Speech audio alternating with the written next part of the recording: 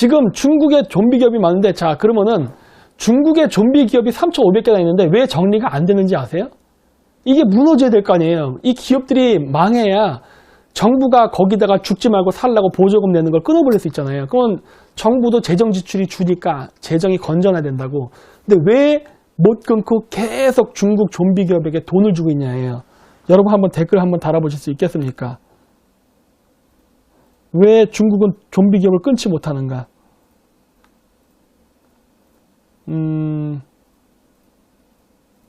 이게 5초 뒤에 온다고 해서 아직 아닌가?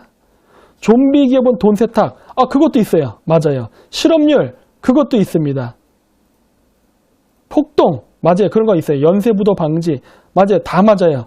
다 맞는데 지금은 그것 때문에 못하는 거예요. 지금은.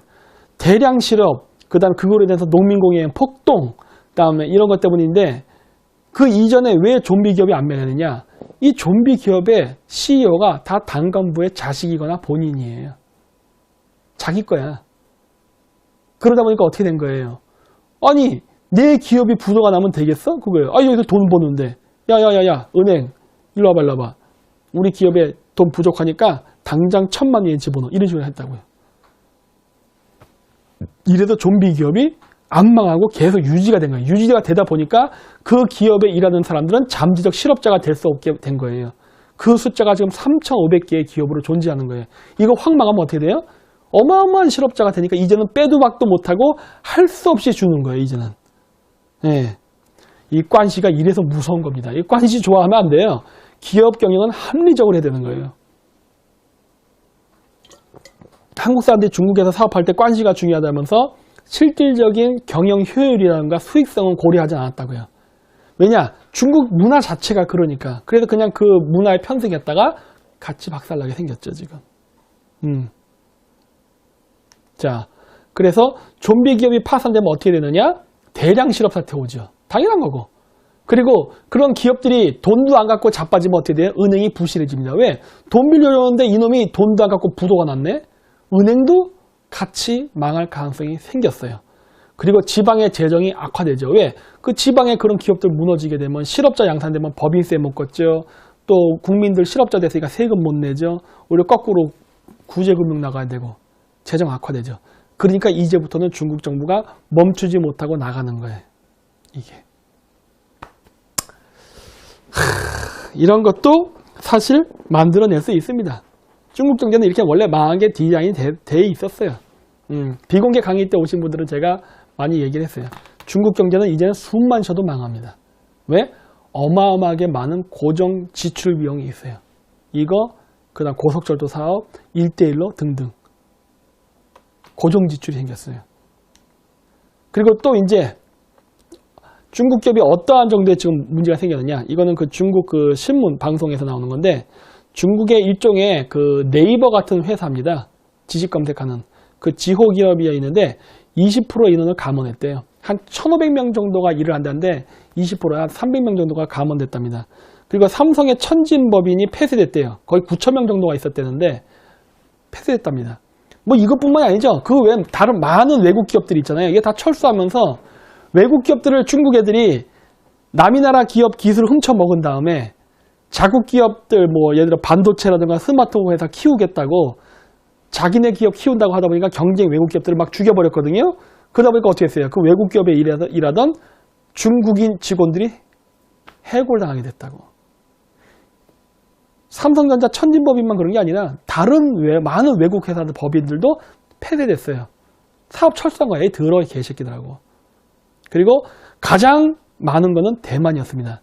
대만에 팍스콘이라고 있어요. 팍스콘이 예전에도 뭐 신문기사 보면 뭐 월급 적게 줘서 뭐 자살해서 죽었다는 둥 어쩌고 했던 회사 있죠. 그 부사통이라 써요, 한자로. 그래서 그 팍스콘이라고 있는 회사인데 그 회사, 그러니까 대만계 기업들이 굉장히 많이 피해를 받았습니다. 네. 걔를 다 철수하고 있어요. 그러면 어떻게 돼요? 중국 애들 실업자 생겨요. 그러니까 이런 상황이다 보니까 중국의 좀비 기업을 무너뜨릴 수 없는 거예요. 그러니까 참 이것도 참 어리석은 정책이죠. 이게 중국 애들이 이게 얼마나 그 경제 정책을 공산당이 멍청하게 했느냐. 자, 여기에 이제 기업이 있습니다. 외국계 기업과 중국계 기업이 있어요. 근데 중국의 대기업은 다 관시로 만들어진 거예요. 즉 좀비 기업이에요. 이익을 못 내. 근데 이익을 못 내는데 또 기술은 존나게 또 남의 나라에 훔쳐왔어. 기술은 좋아. 적자 기업인데. 기술이 좋으니까 자기네들이 막 짝짝짝 해서 국산 제품 만들었어. 만들게 되니까 어떻게 돼요? 이 기업을 매출을 올리겠다고 경쟁 기업인 외국 기업들을 조져버린 거예요. 그러니까 어떻게 돼? 외국 기업이 죽어버려. 그래서 어떻게 되느냐? 이 외국 기업이 빠져나가. 외국 기업이 빠져나가니까 여기 있던 중국인들이 실업자가 됐어요. 그러면은 이 기업이 돈을 버느냐? 이 타이밍이 안 맞는 거죠. 이 타이밍이 안 맞는 거예요. 왜? 아직도 보조금을 여기다 주고 있어. 차라리 외국 기업이라도 있었으면은 외국 기업이 돈을 버니까 얘네들한테 법인세를 뜯어내가지고 여기다 주면 됐지. 그랬으면 정부 지출이 덜 나갔지. 왜? 외국 기업에서 돈을 세금 내서 돈을 받아서 중국의 좀비 기업 쪽에다 충당하면 되니까. 근데 황금알을 낳는 외국 기업을 죽여버렸네? 이 좀비 기업을 살리겠다고? 그러다 보니까 좀비 기업은 어떻게 돼요? 돈만 먹고 있는 거예요. 그렇죠? 이렇게 해서 중국 경제가 망하고 있습니다. 2018년 상반기에 504만 개 기업이 부도가 났대요. 740만 명이 귀향했답니다. 우우! 놀랍죠? 네. 이게 지금 중국의 현실입니다. 중국의 현실. 중국이 살아남을 수가 없어요. 2018년 상반기에 여기 제가 504만 개라 썼고 여기 가로쳐 놓고 1분의 6분의 1이라 써놨죠. 이게 뭐냐면 504만 개라는 숫자가 중국 기업 숫자의 6분의 1입니다. 그러니까 3천만 개 기업이 있나 봐요, 중국에. 그 중에 6분의 1이 날아간 거예요, 지금. 와, 큰일 났죠? 큰일 쳐났어. 중국이 이런 상황. 그래서 중국 부채 폭탄 위기, 대형업체 상환 실패, 빚보증, 줄도산 우려. 이게 지금 중국의 딜레마입니다. 여기에 화웨이도 포함되어 있어요. 여기에 화웨이도 포함되어 있어요. 왜 중국의 대형 기업들이 돈을 못 버는 줄 아십니까? 못 벌 수밖에 없어요. 왜? 사업 확장을 했거든요. 사업 확장. 사업을 할 때, 우리나라에서 가게 하는 사람들도 그래요. 예를 들어, 레스토랑을 예를 들게요. 제가 아시는 분 중에도 그렇게 해서 망한 사람들 몇몇 봤는데, 자기가 혼자 이렇게 고깃집을 할 때는 장사가 잘 됐어요. 그러니까 장사가 잘 되니까 어떻게 했냐? 지점을 내기 시작합니다. 근데 지점을 2-3개 냈을 때도 장사가 잘 됐어. 욕심이 생기는 거야. 내가 지금 지점 한 개당 예를 들어 한 달에 1억의 매출이 있다. 2개 됐더니 2억의 매출, 3개 됐더니 3억의 매출이다. 그렇다면 내가 100개를 만든다면 100억의 매출이 생기겠네? 하고 탁 만드니까 어떻게 돼요? 그만큼 수입이 안 나오는 거예요. 왜? 그거야 상권 위치에 따라서. 잘 되는 지역도 있고 안 되는 지역도 있을 거 아니에요. 근데 그렇게 생각 안 해봐요. 일반화의 오류가 생긴 거죠. 자기가 하는 족족 성공할 것이라는 마이다스의 손이라는 착각에 빠진 순간 망한 거거든요. 왜? 100개의 지점을 낼 만한 돈이 없으니까 어떻게 했다? 은행에서 대출을 받았거든. 그리고 못 갚으니까 어떻게 돼요? 다 묻어난 거예요. 그러니까 자기가 멀쩡하게 돈을 벌던 기업까지 다 날아가 버리는 거예요. 그리고 빈털터리가 되는 거예요. 지금 중국이 이 상황에 빠진 거예요. 그러니까 중국의 화웨이라던가 그 다음에 이런 기업들이 잘 나갔죠. 막 뉴스 보면 그러잖아요. 어디를 인수합병해서 세계 1위의 기업이 됐다. 또 중국에서 또 1등 좋아하잖아요. 박수 쳐주고 우리가 드디어 반도체 시장을 장악했어. 우리가 자동차를 장악했어. 배터리를 장악했어. 하면서 했는데 문제 뭐냐? 그 돈이 다 정부 지출이에요. 정부가 은행을 통해서 돈을 지원을 해서 그 돈 갖고 나와. 즉 그 기업이 열심히 일을 해서 돈을 벌어서 그 외국 기업을 인수합병한 게 아니라 그냥 중국 정부에서 돈 찍어서 준 거예요. 얼마 필요해? 100억. 네, 100억 찍어서 주고. 1000억 찍어서 주고. 이런 식으로 한 거예요. 그래서 걔네들의 생각은 뭐였다? 일단 세계의 시장을 장악하고 나면은 가격을 올려서 손실분을 메꾸겠다는 게 중국 애들의 전략이었습니다. 그 원래 전형적인 전략이에요. 이런 전략이 어디에 있었냐면은 가장 간단한 예로 블라디보스톡에서 있었어요. 러시아 블라디보스톡에서 어떻게 했느냐? 중국인들이 들어와가지고 러시아인들이 경영하는 정육점보다 중국인들이 경영하는 정육점에서 고기를 더 싸게 팔았어요. 돼지고기, 소고기를. 그렇게 어떻게 됐냐? 러시아 사람들이 중국 사람이 운영하는 정육점을 갔다고. 싸니까. 그러다 보니까 어떤 일이 발생했느냐? 러시아인들이 운영하던 정육점이 다 망하는 거예요. 그러니까 어떻게 했냐? 블라디보스톡의 정육점을 중국인들이 장악한 거예요. 그러니까 식료품 가게를. 그 다음에 어떻게 했냐? 가격을 다 올려버립니다. 그러다 보니까 어떻게 했냐? 원래 러시아인들이 팔던 가격보다 더 비싸게 팔아버려진 거예요. 그러다 보니까 러시아 사람들이 더 비싸게 이제는 중국 제품을 사게 된 겁니다. 왜? 러시아인들이 운영한 가게는 다 망했으니까.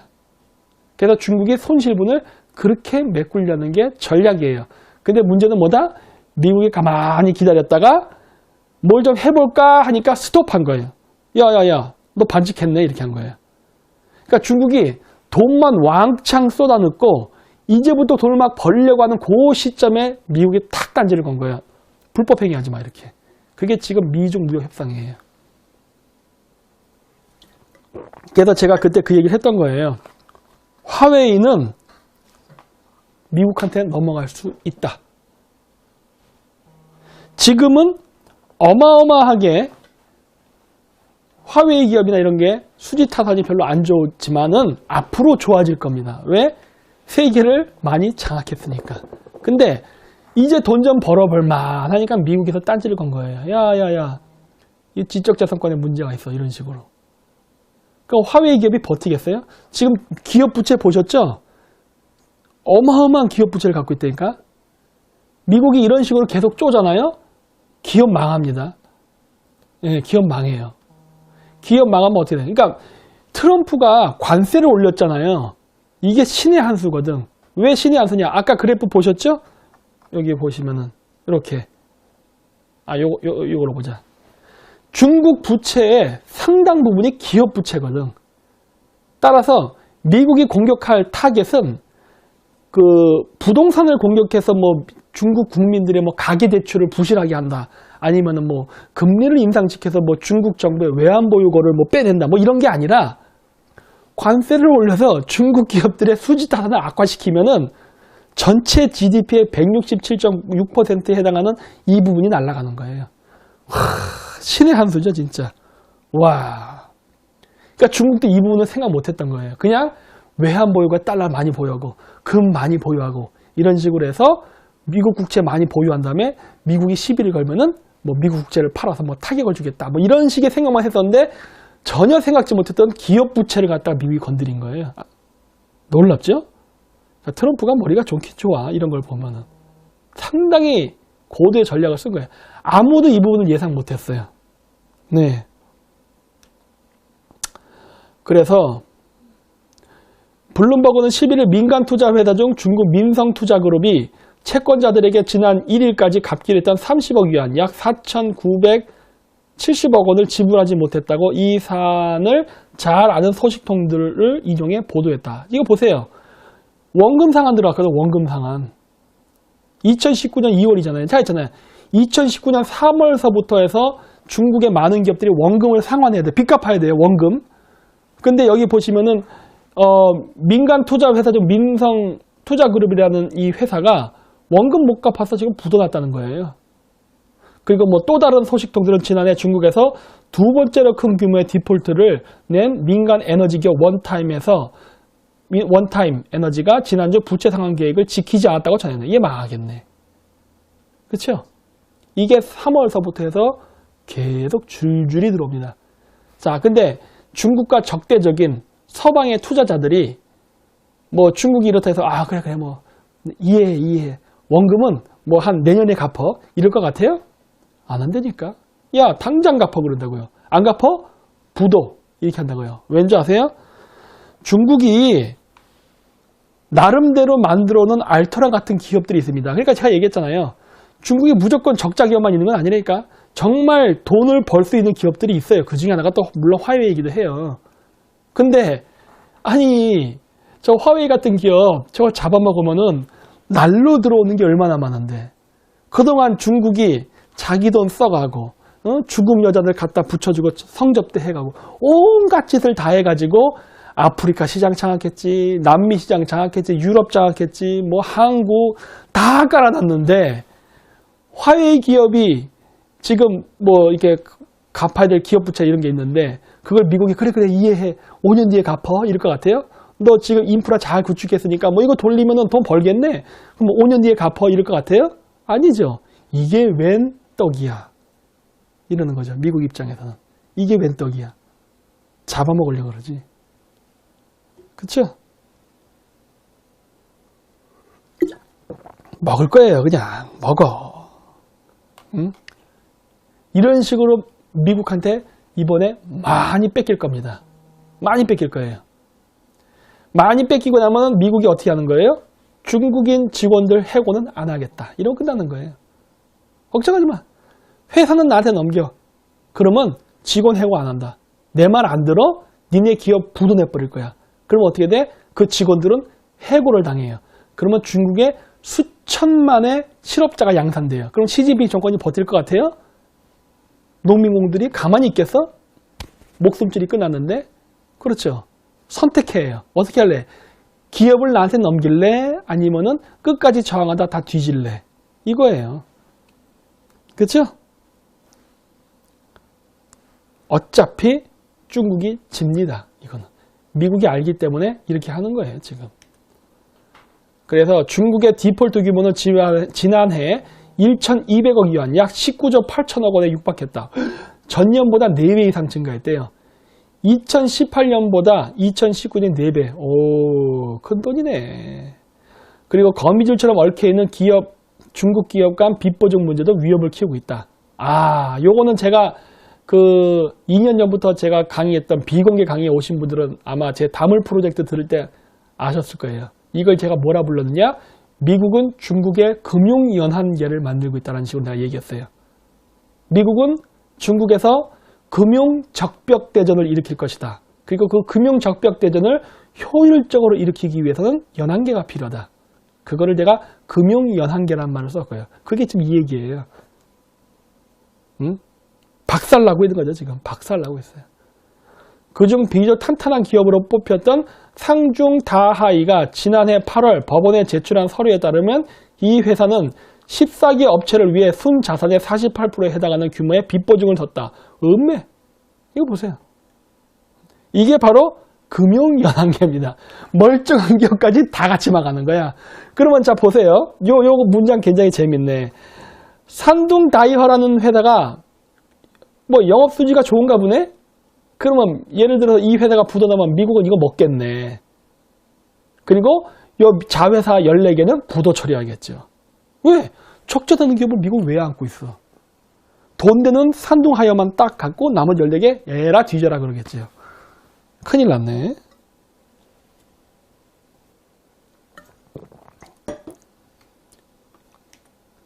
그리고 골가는 사건이 있었죠. 이것도 중국 기업의 악재인데 야, 난 중국 애들의 이 스케일은 진짜 학을 떼요.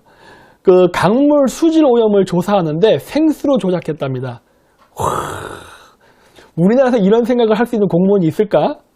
예를 들어 그죠. 야, 한강의 수질 오염을 조사해야겠으니까 그 물 좀 떠와. 그랬더니 얘가 네 하고서 삼다수를 떠준 거나 똑같은 거예요. 네, 이거 한강물입니다. 딱 뜨고 맑음 하고 끝나는 거지. 중국 애들이 이런 짓을 했네. 이런 짓을. 스케일 짱이에요. 근데 얘네들이 이런 것만 한 게 아니야. 여기 보시면 밑에도 있죠? 맨 밑에. 신화통신에 따르면 수질 측정 센서가 루장강 대신에 마시는 차 속에 설치되는 일도 있었다. 뭐 녹차, 우롱차, 홍차 다양하게 했나 보죠. 야, 얘들 공무원들 진짜 스케일이 짱인 것 같아요. 이런 기업 마인드. 네? 야, 이러다 보니까 어떻게 돼요? 수질 오염이 없다라고 생각하는 거예요. 근데 이게 왜 문제가 되느냐? 한편 2017년 실시한 별도 조사에서는 중국 13,000개 이상의 기업들이 환경 기준에 미치지 못했다는 사실이 드러나기도 했다. 이게 무슨 얘기예요?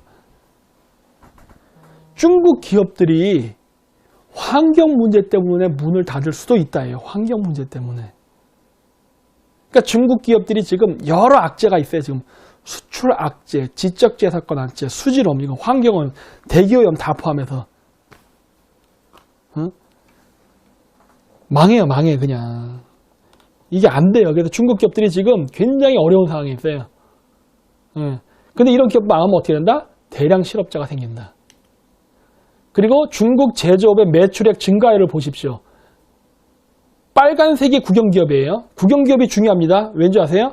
중국 기업 중에 잘 나가는 큰 기업들은 10중 8구 국영기업이에요. 10중 8구 국영기업이에요. 근데 그 국영기업이 부실덩어리죠. 보세요. 국영기업이 2014년에 얘네들이 뭔 짓을 했는지 몰라도 어마어마한 적자를 냈었네.